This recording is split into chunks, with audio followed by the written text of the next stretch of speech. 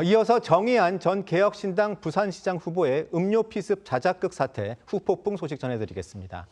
정의안 전 후보의 자작극 사태와 관련해 국민의힘이 개혁신당의 책임론을 묻고 이에 개혁신당이 국민의힘에 공작설을 제기하면서 양당의 충돌이 커지고 있습니다. 주진우 국민의힘 의원과 이준석 개혁신당 대표 목소리 듣고 오겠습니다. 저는 정의안도 심지어 만나서 속으로는 좀 단일화 좀 했으면 좋겠다 생각했지만 본인이 좀 젊은 청년이고 목에 기부스까지 하고 있길래 제가 속은 게 너무 분해요. 그래서 몸 괜찮냐고 위로 말까지 건넸다니까요. 말이 되냐고요 그게. 저만 속인 게 아니에요. 부산 시민들을 다 속여놓고 무슨 할 말이 그렇게 많아요. 안 사람이 100% 없다고 장담할 수 있습니까? 그러나 아니면 말고식의 의혹 제기에 대해서는 개혁신당은 당당하게 사실관계가 확인된 내용으로 대응하겠습니다. 단일화라는 건 사실 요청이나 아니면 협의는 할 수 있는데 만약에 거기에 부당한 어떤 거래나 이런 게 들어가면은 굉장히 큰 문제가 되는 겁니다. 5월 17일 날 박형준 캠프의 모 인사가 정의안 후보를 접촉한 것을 저희는 그때 이미 파악했었습니다. 조사가 완벽히 된 다음에 또 얘기할 수 있을 겁니다. 이준석 개혁신당 대표는 그제 SNS에 정의안은 국민의힘에서 보좌진으로 일했던 사람인데 국민의힘에서 누가 공작해서 이 일이 생겼는지 알고 불나방들이 설치는지 모르겠다는 글을 올렸습니다. 이 대표는 이어 적반하장을 용납할 생각이 없다. 국민의힘에서 누가 정의안에게 접근해서 이상한 마음을 품게 했는지 몰라서 말 안 하는 게 아니라면서 만약에 모 후보 캠프에서 정의안에게 이상한 제안을 했으면 기아들은 끝장이라고도 했습니다.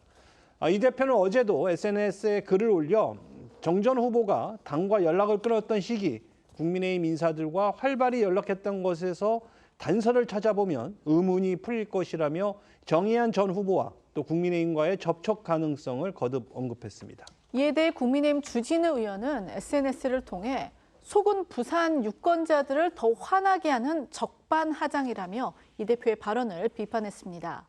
주진우 의원은 이준석 대표 주장처럼 국민의힘이 정의안 자작극을 알았다면 즉시 공개했을 것이라면서 이 대표는 물타기 하지 말고 즉시 아는 사실을 공개하기 바란다고 반박했습니다.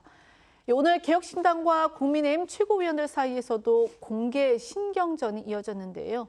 오늘 나온 목소리들 들어보시겠습니다.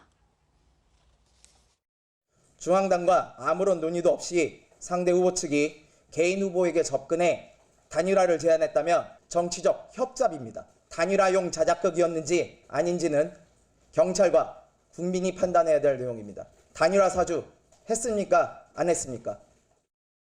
후보가 수사를 받으러 드나드는데도 아무도 이 사실을 몰랐다고 주장하는 것은 상식적으로 맞지 않습니다. 국민의힘과 야합 가능성을 운운하기 이전에 국민들이 납득할 수 있는 해명을 하면 되는 일입니다.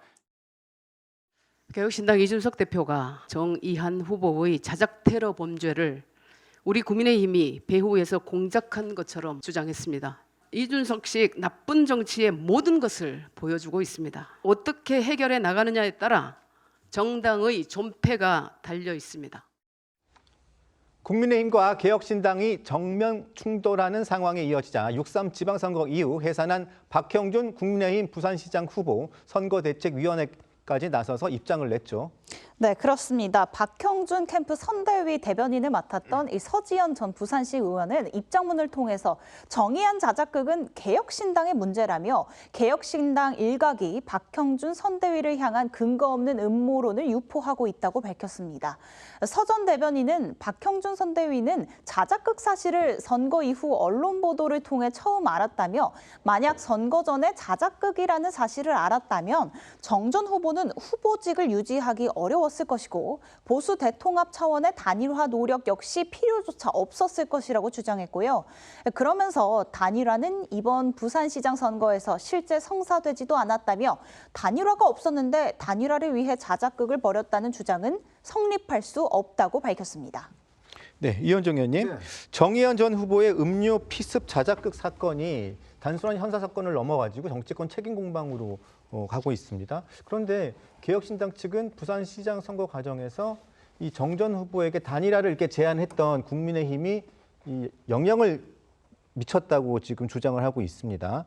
그런데 그 피습 당일은 4월 27일로 제가 알고 있는데 이 단순하게 시간 순으로 봤을 때 이게 지금 가능한 일인지를 제가 잘 모르겠습니다. 앵커도 잘 이해 안 되시죠? 저도 잘 이해가 안 돼요.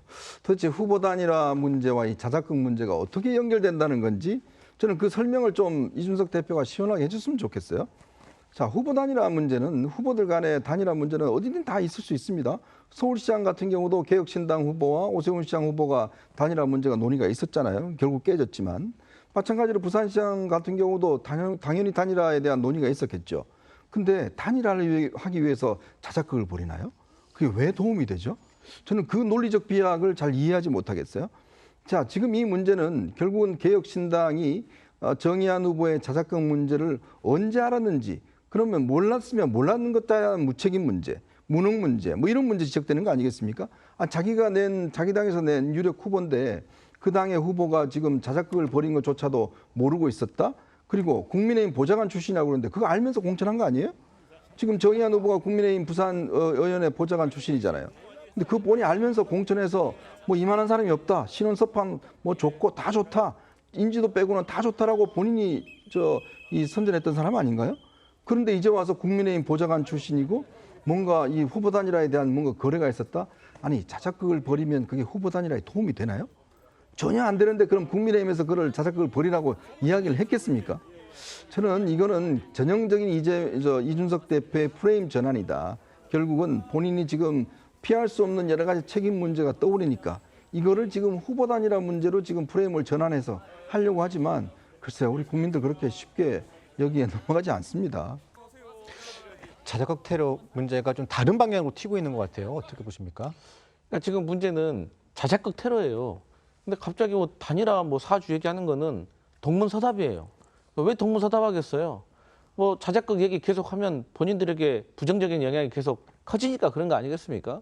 이럴 때일수록 언론도 그렇고 다른 정당도 그렇고 계속 이준석 대표와 개혁신당에게 집요하게 물어봐야 돼요. 뭐라고요? 정의한 후보가 자백을 한 이후에 개혁신당 언제 알았냐? 알고도 모른 척한 거 아니냐? 그리고 혹시라도 정의한 후보의 부친으로부터 개혁신당에 특별당비 받았냐? 그 모든 것으로부터 떳떳하냐? 이것을 집요하게 물어봐야지 우리가 뭐 단일화 사주 이런 얘기에 같이 휩쓸려 가지고 얘기하면 안 된다. 그렇게 생각합니다.